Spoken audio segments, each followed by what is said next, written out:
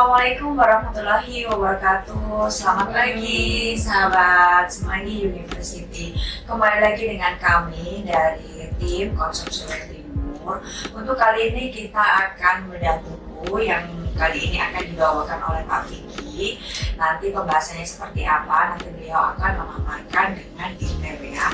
Oke, untuk sebelumnya kita akan memperkenalkan diri. Saya Marli dari tim sales yang untuk kali ini jadi moderator. Kemudian saya Firda dari tim sales juga. Dan saya Vicky sebagai pemateri musik. Oke, baik, tidak berlama-lama lagi, mari kita mendengarkan pemaparan dari Pak Vicky. Nanti kita bisa ikut, kita diskusi bareng-bareng, kita belajar bareng-bareng ya Pak Vicky ya.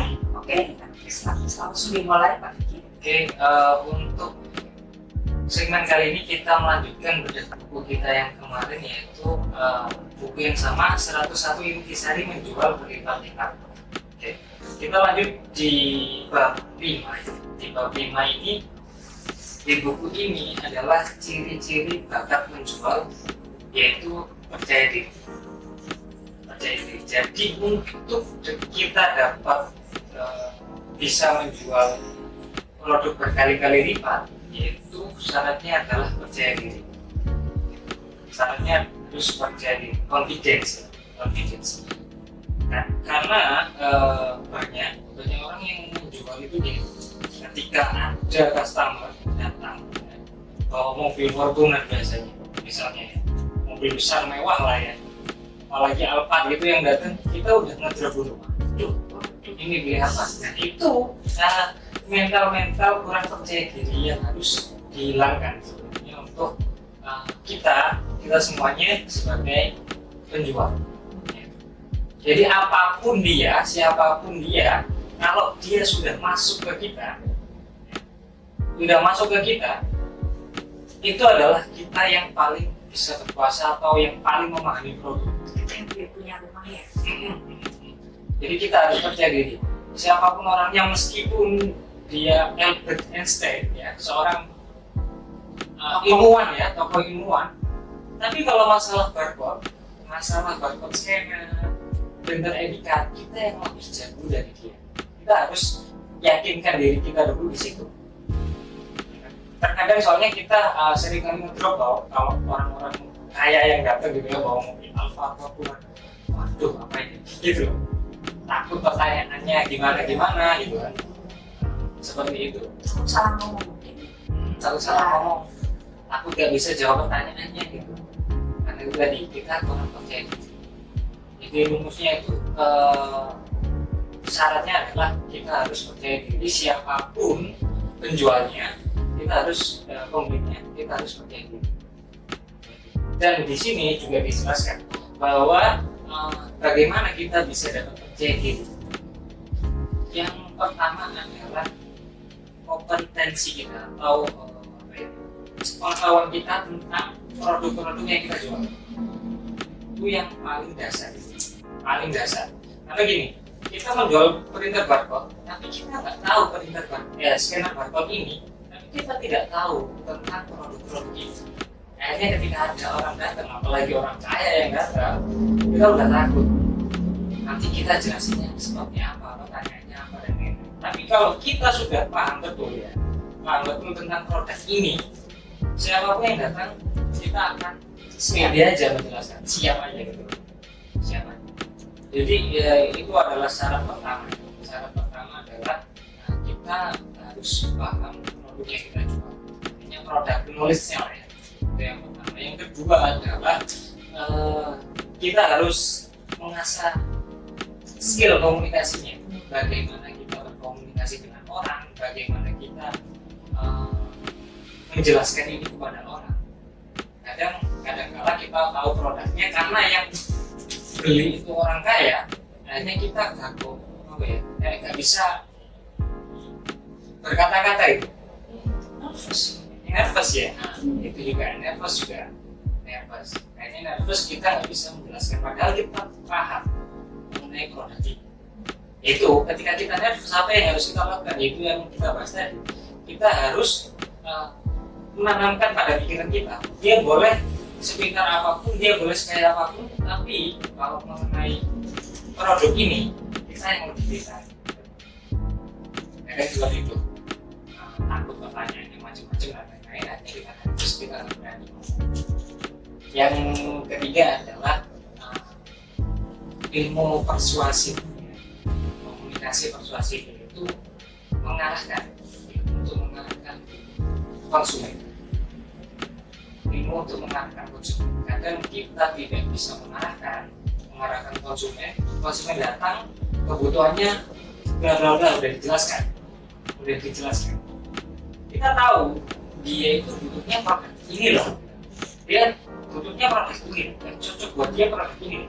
Nanti kita kurang skill komunikasi persuasif kita kurang. Akhirnya kita menawarkan ini dengan ragu-ragu. Pak, kayaknya ini cocok deh. Pak, coba ini sepertinya cocok. Itu kan menimbulkan rasa ketidakpercayaan diri kita, keraguan kita bahwa barang yang kita tawarkan itu cocok buat dia. Pede aja udah, kalau kita udah punya sudah menguasai produknya, kita udah tanamkan diri di otak kita bahwasannya kita adalah kita yang lebih paham dari dia, kita tawarkan pede aja. Ini Pak, produk ini sangat cocok. Ketika kita menawarkan kurang percaya diri, orang yang kita tawarkan itu juga ragu-ragu. Dari mimik wajah kita menawarkan kurang percaya diri, dia itu udah ragu-ragu ya, iya nggak? Makanya itu akan jadi pertanyaan yang meribetkan, biasanya seperti itu. Dia menguji, dia yakin ya.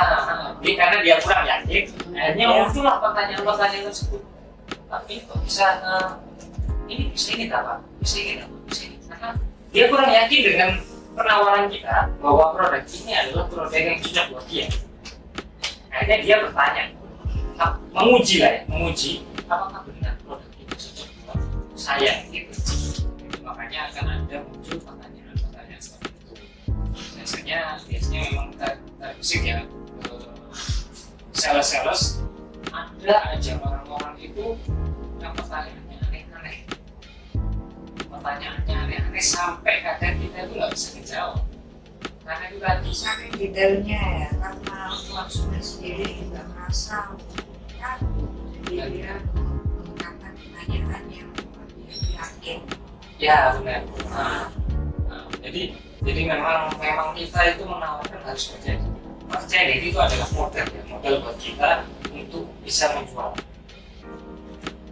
Dan untuk yang tadi itu, kenapa ada pertanyaan-pertanyaan yang jelimet ya, yang pertanyaannya aneh-aneh dan lain-lain, itu bisa kita lakukan dengan cara kita menanyakan balik sebenarnya.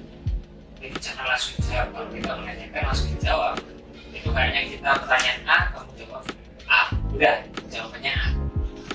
Jadi kita harus bisa menggali konsumen itu yang seperti dijelaskan di udah buku sebelumnya gitu. Ya mungkin cukup seperti itu sih yang bisa saya jelaskan. Ada 3 poin ya tadi Pak Vicky ya. Ada yang pertama tadi kompetensi ya. Kemudian ya percaya diri, produk knowledge ya harus untuk percaya diri kan. percaya diri. Kemudian ada kompetensi sama produk yang terakhir tadi kalimat persuasif ya, itu berarti termasuk dasar ya, ilmu dasar yang dimiliki oleh seorang sales ketika pertama kali kita berhadapan sama customer. Sama ya.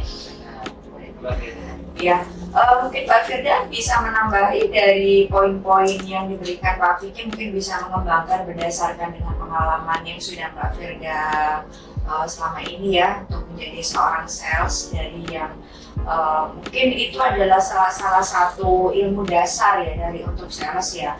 Nah mungkin ada Mbak Firda ada menambahkan lagi, mungkin ada tambahan kira-kira apa mungkin bisa dimasukkan di poinnya atau bisa mengembangkan dari apa yang tadi disampaikan oleh Pak Vicky yang membedah buku ini kan kita bisa mengembangkan gitu.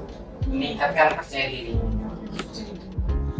Terima kasih Bu ya atas waktunya. Saya cuma sedikit ada pertanyaan untuk Pak Vicky terkait kepercayaan diri ya Pak. Nah, di dalam buku itu ada sedikit tips atau trik gitu gimana caranya kita bisa menaikkan kepercayaan diri. Ya, 3 tadi itu. Maksudnya selain tiga ini. Gitu. Selain 3 itu kalau syaratnya itu ada 3 itu tadi.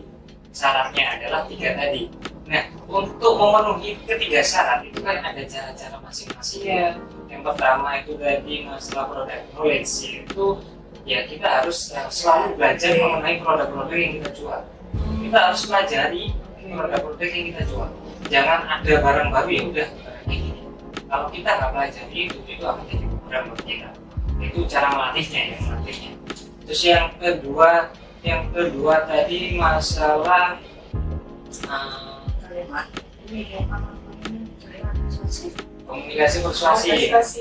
komunikasi persuasi. Nah itu juga perlu dilatih. Kalimat-kalimat apa, kata-kata apa yang bisa mempersuasi pihak konsumen tersebut. Caranya harus Cari dilatih. ilmu komunikasi. Ilmu komunikasi itu sangat diperlukan. Gitu.